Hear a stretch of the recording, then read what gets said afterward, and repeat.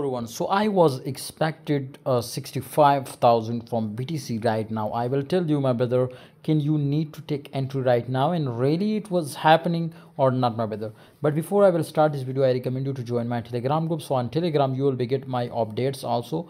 To we will be going a long BTC or short, and what we will do, but I will provide you, my brother, signals also. 10 to 15 daily future trading signal I will provide you. If interested, link is in the description.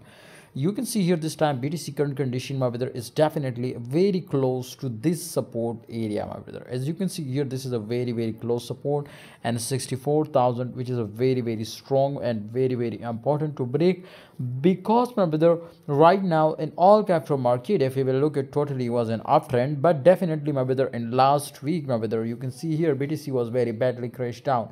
But in last 24 hours, we will be see one huge pumps, my brother. You can see here some consolidating here, it will, you can see here, but we will be see some ups also.